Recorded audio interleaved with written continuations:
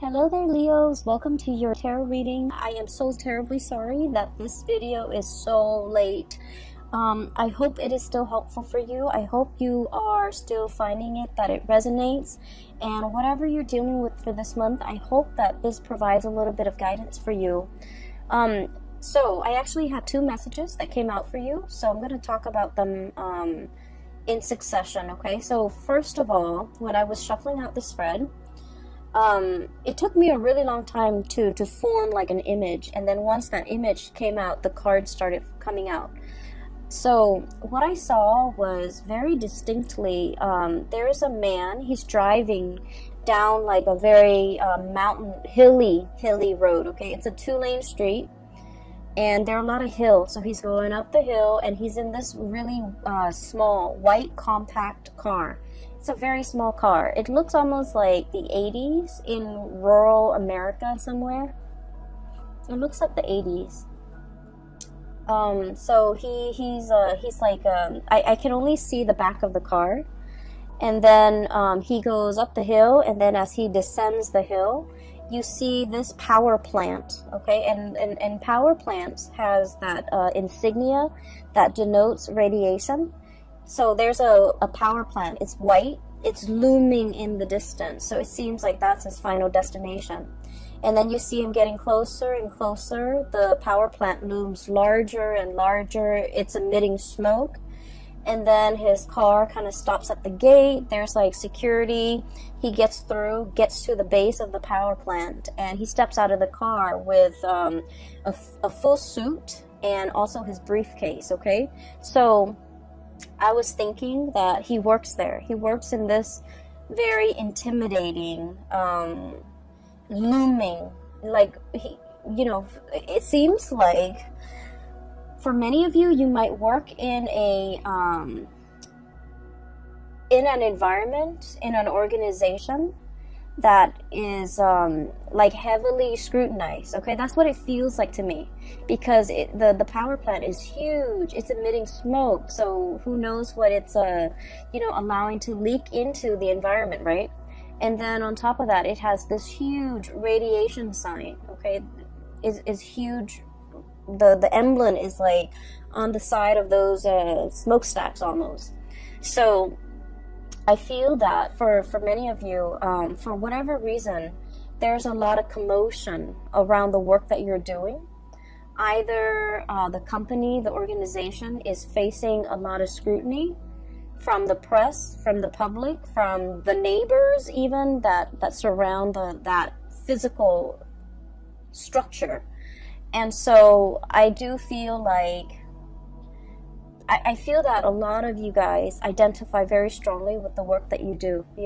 You want work that is meaningful. You want work where your skills and your talents can be on full display. And especially for many of you, you might be like the voice, the face, the model, the mascot for whatever it is that you're working at. You might be a sales rep, for example, for a company that you work at. So you're kind of like the face of the product, okay? You could be very visible in the limelight, especially for many of you. A lot of Leos are politicians, okay? And so I do feel there's a lot of like, you're kind of like in an environment that might be facing a lot of scrutiny, and you're doing the damage control. You might be the PR person that everyone reaches out, and you might have to deflect questions, you might have to create your own red herring in order to distract people from something. From something. You might be hired to take on a position so that you can do damage control. You might be hired on by a firm in order for them to fix something that they've made a mistake on. Now, we are moving away from that November time frame, and November time frame was problematic, especially for a lot of work environment, and especially for when it comes to their public image, because we had a very profound Mercury retrograde period where a lot of deeply buried things are coming to light, okay, or were coming to light. It was in the sign of Scorpio, And so I felt like a lot of things that people kind of sweep under the rug, a lot of deep, dark held secrets, especially as it pertains to companies, organizations, and work environment and things like that. Things that people in power were trying to hide from the public, or truths that they were trying to distort, or you know, just things that they shove away when no one is looking. I feel that all of that might have come to light recently, and as a result of it, you're kind of called in to do some damage control. Okay, so that's what I was feeling. I just feel like the work environment that you're in is facing a lot of scrutiny. The people you might work with, they might have their own personal issues that's facing a lot of scrutiny. Okay, and they're faced with a lot of scrutiny.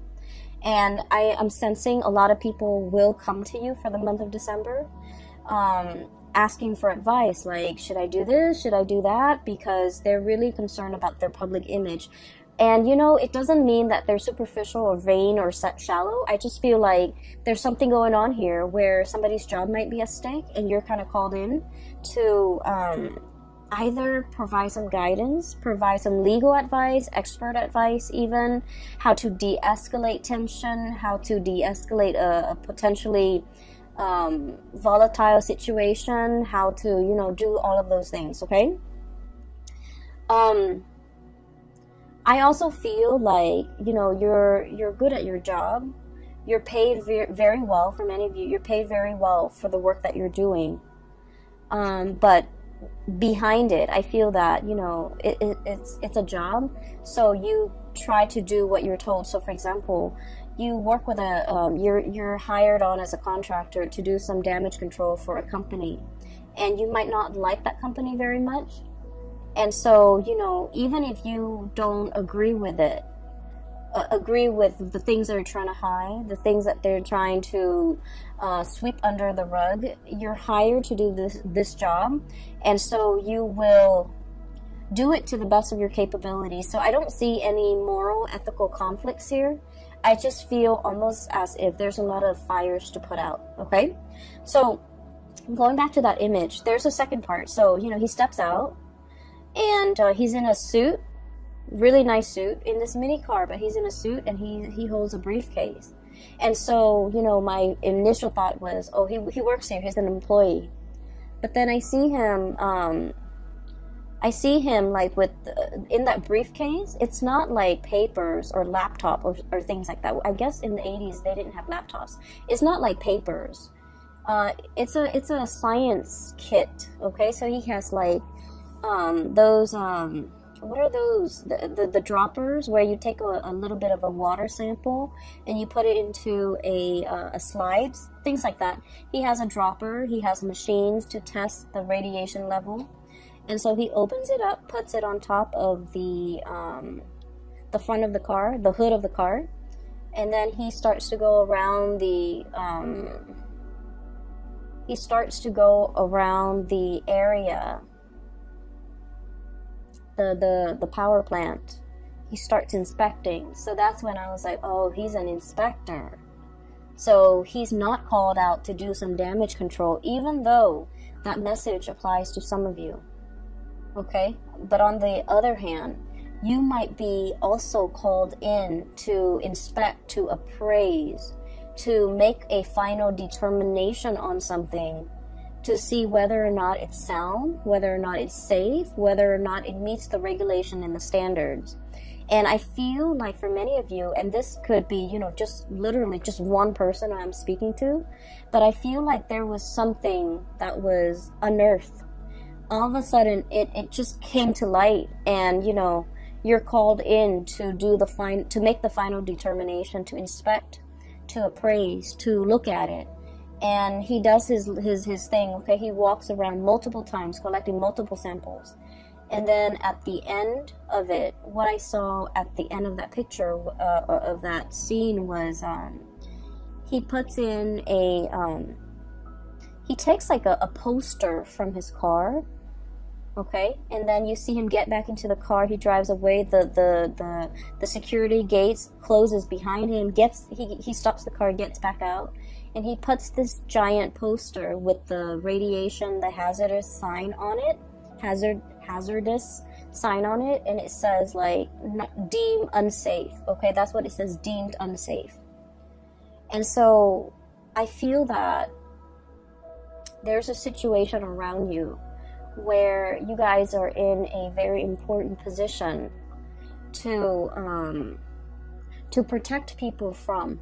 Okay, you're bringing something to light so that people can be made aware, so that people can, you know, knowledge is power, right? But I feel like there might be something that is unsafe, that is unfit, and you're drawing attention to it. You're calling it for what it is, okay? So in a way, this could be in a work environment, but then I also feel that for many of you, the word unfit parent came in, okay? So you might be, for example, a social worker, where you're inspecting homes, the home environment. Is this a safe place for children to be in? You might be inspecting like a retirement home where they take care of elderly people. You might be inspecting like a preschool, even a high school. You might be like, you know, one of those superintendents or one of those inspectors, academic inspectors, to make sure something is meeting the requirements, is passing, you know, the regulations and the codes, and make sure other people are abiding by it, because if they don't abide by it, it can cause long-term negative impact on not only, you know, the people that are involved, but the surrounding area, hence this power plant, okay? It generates power for the entire area, and if something happens to it, it will affect negatively the entire area in terms of, you know, power surges, or even worse, like chemical spills and things like that. So I feel that you're taking your job very seriously, and you're wielding a lot of power. You're wielding a tremendous amount of power, where what you say, what your findings are, what your final determination is, it will affect a lot of people. And I just have to say, Leos, you know, us fire signs were incredibly ethical. We try to always walk down that straight and narrow path, okay? We're humans. We do stray from it, okay? But I do feel that for a lot of fire signs in general, ethics and morality goes a long way. You know, there's always a right and there's always a wrong. And we don't really mix the two, okay? Water signs always know there's a right and a wrong, but they make justifications based on their emotional attachment to a specific outcome. Air signs can rationalize. They rationalize, well, it's wrong in this context, but it could also be right in that context. I feel like for a lot of fire signs, there's a right and there's a wrong, and no matter what the circumstance, you know, the circumstance doesn't justify whether or not something is right or wrong. Those things are not malleable. And so I feel that you are wielding a tremendous amount of power here, and you're doing the right thing, because you understand that by, I guess, succumbing to, you know, pressure, or by not listening to your own sense of morality, it affects a lot of people. A lot of people around you, a lot of people that might not even be family members, that you might not even know them, you know, personally, but it affects their families, it affects their livelihoods, it affects their health. And so you're doing everything that you can to make your final determination on something, possibly to close something down, to shut something down that's not healthy, or to, you know, or to like find justice in a situation, okay? I see a lot of people here where you might be looking at, you know, the way somebody is raising a child, the way somebody is taking care of another person, and you're disagreeing with the way in which they do things. And for some of you, you know, it is the holiday season. We're going to be dealing with a lot of family members. So I do feel some of these issues are coming up in the family unit. You know, it's like, you should have done this as a mother, you should have done that as a father, you shouldn't treat your parents like this. You know, all of those discussions, I feel is coming into the picture, and I keep seeing like unfit. Somebody's unfit to do something. Somebody is unfit to take care of themselves, or they're not all mentally there, and they have somebody else who's managing their estate, or who's like a power of attorney, and that person is unfit because they're taking advantage of the person who's not able to take care of themselves. So I feel like all of these ethical, moral debates are coming into the picture, and I do see you discussing all of these things with family members in a very passionate manner. I don't see it being like an argument where we're arguing and screaming and you know, slicing each other left and right. I don't see that. I just feel heavy discussions over somebody's qualifications, over somebody's capabilities, over, you know, whether or not something is fit, or whether or not the situation needs to be shut down and closed off. Okay, so that's what I'm seeing. And we're 16 minutes into the reading. I just wanted to get that out of the way, okay, because I felt like it's much calmer now. I feel a lot calmer. The power plants, you know, the looming sign, that radiation sign is so strong. Like it was so big, it was so visible, and I feel that it just needed, that message needed to be conveyed, because I feel like there's a potentially toxic, hazardous situation, and it needs to be called out. It needs to be labeled for what it is, so that people know to avoid it, and it needs to be shut down. Okay, so that's just the bottom line. On the other hand, on a lighter note, okay, I do see two people here. So let me talk about these two people. I feel like that was the work situation, so let me talk about these two people here. I have one person who is they're very much still interested in you, but I feel that you're turning your back on them, and you're turning away from them, and you're finding love and inspiration and passion and, you know, reciprocity elsewhere. Okay, I feel that you are upset and frustrated with this person, and this person is showing up here as the Knight of Cups. Okay, it seems almost like he's got a blob. It's like a paper bag over his head. Okay, that's what it feels like, doesn't it? So I feel that you are frustrated with this person. I feel that they do a lot of things that frustrate you. I also feel like they're overly affectionate and possibly a little bit needy. And I also feel that they're looking for you, wondering what you're up to, thinking about you, possibly even, you know, trying to reach out to you. And I feel that you respond when you want to, but this person is no longer kind of like your top priority. I feel like once upon a time, the love between the two of you might have been very hot and heavy, okay? Because I do see an energy of like opposites attract. There might be a huge age difference. There might be like a cultural difference. There might also be like, you know, it might be like an interracial coupling type of a thing. But I feel like there's a certain degree of, you know,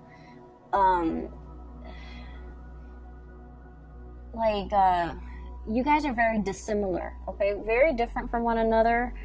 And there's a certain degree of mismatch, and because of it, it's very passionate, it's very fun, it's exciting, but it ceases to be those things, because I do feel that you might be turning elsewhere for love and for validation and for, you know, a relationship. And so this person is wondering what you're up to. This person is like not really sure how you feel about them, and they wish they could know how you feel about them, because they're wondering and always thinking. And, you know, if you are a cross watcher, and this sounds like you, I just feel like with fire signs, what you see is what you get, okay? Fire signs are very straightforward. If they're communicating with you, they like you. If they're not communicating with you, they pretty much have exited the picture. And so I feel that for many of you, you have left this person kind of like hanging, or you've just left them out in the cold. and they might, you know, be bombarding you with messages, but I do feel that your heart is already elsewhere. And then I also feel that for some of you, you might, at the end of the day, decide that this whatever you had with this past person, I feel like it was lacking in emotional depth. It was lacking in, like, you know, it's like you talk about one thing and then they don't have an interest in it, so they steer the subject somewhere else. Or they talk about a certain topic and you have no interest in it, and so you just kind of like change the topic. So I feel like there's very little compatibility, and it created a situation where there was no chemistry. There was no emotional depth to the conversation, to the interaction. And it can feel to me like it's very time consuming or quite draining to be around this person. Not because they're a bad person, it just feels to me like it requires a lot of effort just to keep the conversation going, because you guys don't have a lot in common. I do feel that they really like you, and I do feel this person is incredibly intelligent, incredibly smart, but they're very smart. Queen of Swords, super smart, okay? Their mind is very sharp. They're very discerning and perceptive, and you know, they're probably like the really book smart type of person, but emotionally they're not very intelligent. And emotional intelligence basically means that we know how to read body language. We know that when somebody is like doesn't want to talk to us, and so we end the conversation. You know how sometimes you have like coworkers who you're super busy, you're at your desk working, right? And they see that you're working, but they keep talking and talking and talking. And you don't want to be rude and tell them, hey, you know, I'm working, get out of here. That's what I mean by emotional intelligence. Being able to read nonverbal communication, being able to pick up on, you know, people's state of being, being aware of your surrounding, looking at people and being able to read facial expressions to know if they're sad, to know if they want to be approached, to know when they want to be left alone. Emotional intelligence. So I feel like somebody here is very incredibly intelligent, but they might lack the emotional intelligence, okay? And so I feel almost like, you know, you could have a bad day and you want to talk to them about your bad day, and they, you know, you look distressed, right? And they should know that. And then rather than letting you vent, letting you talk, they steer the topic away from something that is not even remotely important. And so I feel that it frustrates you, and it hurts you too, to feel that you're not validated, okay? To feel that they're not acknowledging that you've had a bad day. They're not acknowledging your distress. They're not picking up on these cues. And you're wondering, you know, if they care about me, they should be more attentive. They should be more considerate. But I just feel that they're lacking in the ability. It's not the ability to sympathize or empathize. If they're aware, then they would know. They're just lacking in the ability to pick up cues. Hence, this person, it's almost like they've got that plastic bag or the paper bag over their head. They're walking around, you know, not a bad person at all, but they're lacking in being able to know their environment, being able to sense their environment, being able to navigate their environment successfully in an emotional way, okay? So this is somebody that is that doesn't form emotional attachments, and so they're kind of you know, their friendship circle might be very, very small. It might also be quite superficial. They don't have depth to their relationships with other people, and I feel that you're understanding that. I do see you turning away. We have here the Knight of Cups and the Ace of Wands. This pangolin, I guess, with the swan, is turning away, walking away, moving away from a situation. Mainly because I do feel that you need more validation. You need that sense of reciprocity.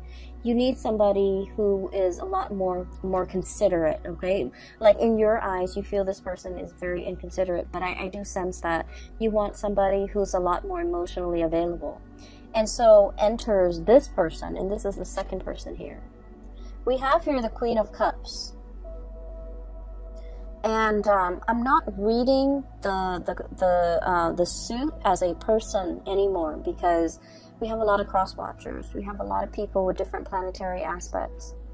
And, you know, astrology is very complicated. It's the sun sign, the moon sign, the rising sign. That's like scratching the surface. That's like 3% of what astrology entails, okay? And so by saying, you know, this is a water sign, sun, moon, or rising, I feel that it just glosses over the entire study of astrology. And so I'm going to read it as just, you know, the energy of a person. This is somebody who's a lot more emotionally available, okay? Just emotionally available. You have a strong emotional connection with them. And because you have such a strong emotional connection with them, you start to feel passion and chemistry with them. You start to feel, and I do feel like this person is quite attractive, very beautiful, very attractive. I'm seeing somebody who's like very well dressed, okay? Like they dress really, really well. They look presentable. They look very nice. They smell good. They're always clean. They're made up, so like they could have a lot of not a lot of makeup. There's nothing wrong with wearing a lot of makeup, but I feel like they're dressed to go out. Like every time you see them, they look picture perfect. They're dressed to go out. They take care of themselves. They look great, and they're beautiful and attractive. And you know, they just look clean, and they just look like they know what they're doing, that they know, that they're aware, you know. Whereas this person was kind of like fumbling in the dark. This person is very aware. And so you're shifting from the energy of one person who's kind of clueless to another person who's a lot more, I guess, considerate, a lot more attentive, a lot more observant. A lot more observant. I also feel that you could be dating two people. One person is quite fun. The other person, there's a very strong emotional connection. There's strong attraction, but they might be a little bit more on the selfish or the possessive side, okay? So one person might be a little bit more possessive. Like, I didn't mean to say selfish. I meant to say jealous, but selfish came out, so maybe. So selfish, or like they're a little bit more wrapped up in what they want, in their emotions, in what they want, in what they want to hold on to. And I feel like the emotions are very, very intense, okay? This is somebody that, you know, you've dated them for a really short time, and they talk about love. And it's not like they're just blurting it out. I feel that they feel emotions very strongly, and so they want to express themselves. And they're just very honest, very open with how they feel, and they know how they feel at all times. Whereas this person was not like that. They held back. They didn't communicate emotionally. And so this is a breath of fresh air for you. I would urge you, the passion is really strong here, Ace of Wands. I would urge you to slow down. You're kind of like going from one extreme to the other. That's what it feels like to me. And so I would urge you to slow down, because I feel like this person over here, there's a lot of passion, there's a lot of chemistry. You guys are a very good match. But they might be in a position where, you know, they're thinking about, like, let's put a ring on it. Let's get married. Let's start a family. And it's like 3 months in the 3 weeks into the relationship, and they're already planning these things. And so I do feel possessiveness. I do see a sense of jealousy with this person. It's someone who's fiercely loyal, but they're also fiercely protective of the things and the people that they love, okay? She's like gripping and holding on to this lobster. And then I also feel like The realization here with this Judgment card is you're a little bit taken aback by the intensity of this person.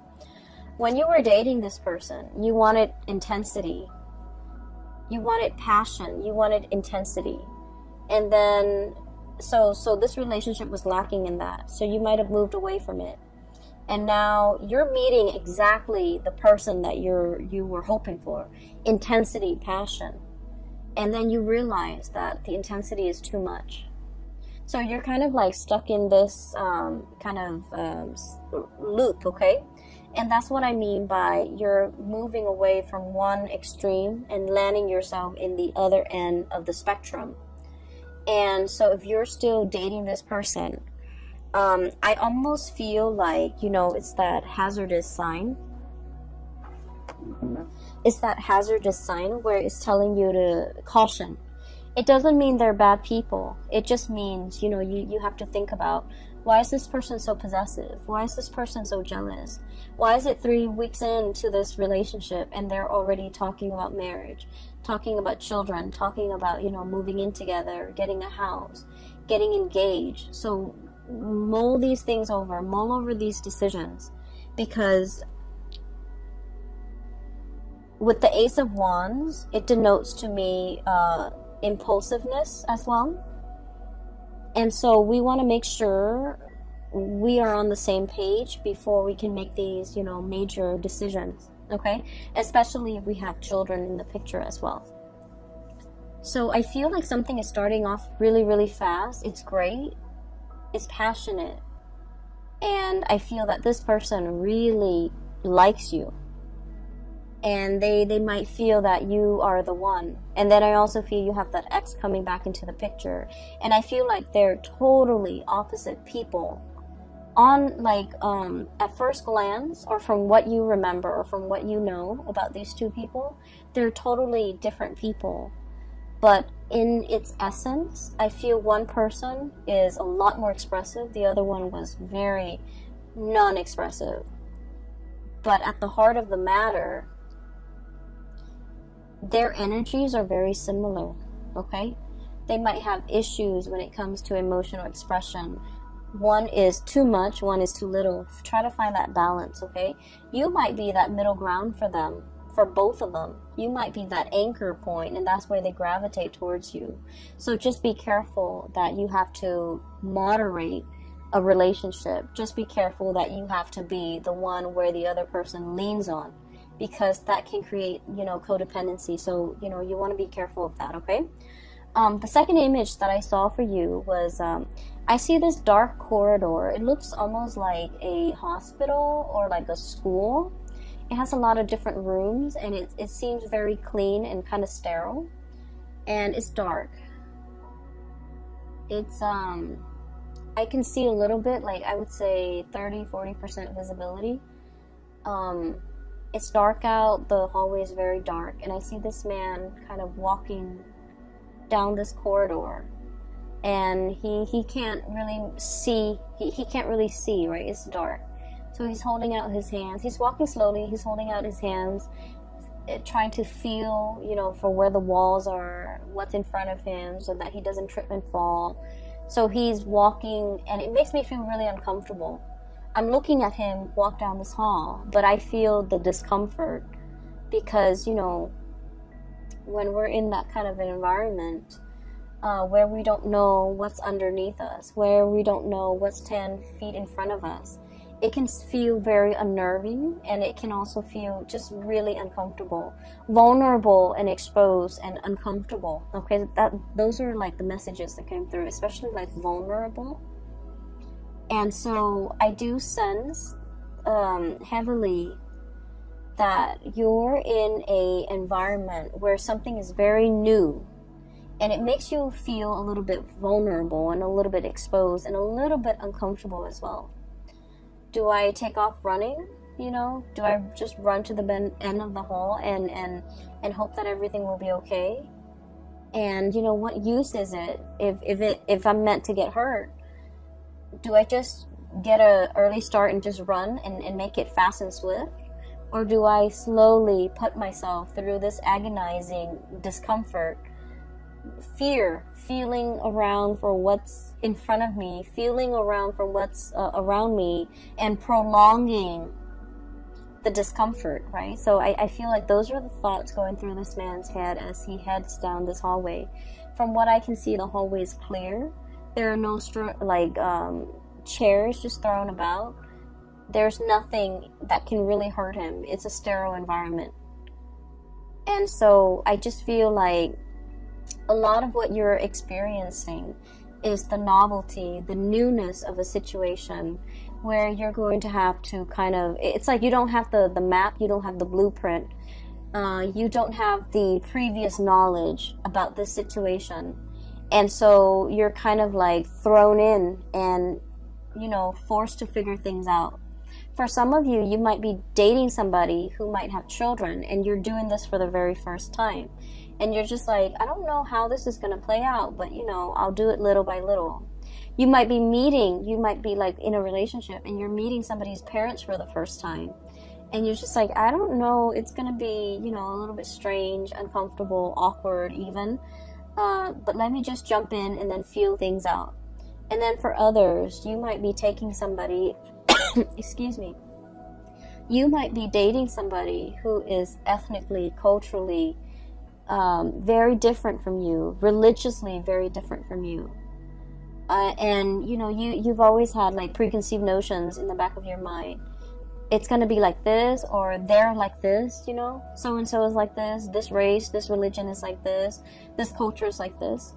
And so you're kind of like nervous about like how to bridge that cultural divide, how to bridge that divide in general with a significant other or somebody that you're dating. And I do feel what's coming through is relationships that are very new, like a budding romance where there's still a lot of chemistry, a lot of getting to know each other, a lot of like, you know, showing your best selves to each other because the relationship is still very new. And new love is always, you know, really sweet, but it comes with it that sense of butterflies in your stomach because you don't know everything about the other person, and you're still trying to figure things out, and you're still learning about each other, and it makes it really exciting. So I feel like this spread is all about that you know, that it's like a fizzy, almost like champagne, sparkling water. It's like that, the fizziness, the fuzziness, the butterflies in your stomach that comes with the territory, that comes with a new job. It comes with a new relationship. It comes with like a situation where you're thrown into an environment that is very brand new to you. You don't have a map. You don't have guidelines. You don't have like a manual for how to do things. All you can do is dig through, you know, your lab kit and, you know, take a little bit of sample here, take a little bit of sample there, take samples, test the parameters, and then reach your conclusion. So I feel like you're in a very good environment to, I don't feel like it's experimentation, but I feel like it's like testing the waters, okay? Testing the waters, navigating this environment so that you can make the final determination, like, you know, is this worth my time? Is this going to work out for me? Is this what I thought it would be? And I feel that you are very pleasantly surprised that what you thought was one way was another. What you thought this person was going to be turns out to be another. Okay, that can be good or that can be bad, but I do feel this sense of like, you know, this fizziness coming through where you're experiencing the joys of the anticipation, the excitement, and the trepidation, all of it. And I feel like it's all surrounding a new situation that you're navigating, and especially a new relationship, okay? I've talked enough about that. So I have the Ace of Wands here, and this is what I saw earlier as you have the stick of power in your hand to change a lot of lives and to make things better for other people. I also feel we have the World. A cycle is closing up with another person, with one person, and something new is coming into the picture with this World card. And then we also have as well the Hierophant and the Seven of Cups, okay? I usually look at this in tandem, like the reading the cards and how they interact with each other. This is all your findings. These are all your results. These are all the things that you imagine something to be. And you're making that final determination, writing up your analysis, writing up your assessment, writing up your findings. And, you know, people are deferring to your judgment, okay? So the last 4 cards is very much about, you know, the major energies for this year, because we have the Hierophant and the Hangman, which are major arcana cards. So I do sense here a conclusion is reached. People are waiting for your final say, for your final word, for your word of wisdom to tell them whether or not something is fit or whether or not something is a good fit. Okay, so you might even have like 2 potential suitors waiting around for you and asking you to decide. Okay, asking you to decide. Like, is it going to be me or is it going to be that other person? And I feel like you've already made up your mind, because you want to go for that relationship that has a lot more emotional depth to it. And you're meeting somebody that will show you the depth of emotion like nobody else can. Okay, I will leave it at that. Thank you so much for joining me for this reading. I hope it is helpful for you guys. And I promise you, I promise, okay? And this is no joking matter. I will get your videos out on time. For the month of January, we have the holiday season. Work is slowing down a little bit for me. So I should be able to publish them on time, all right? I wish you all a very wonderful holiday season, and I'll see you in January, okay? Take care.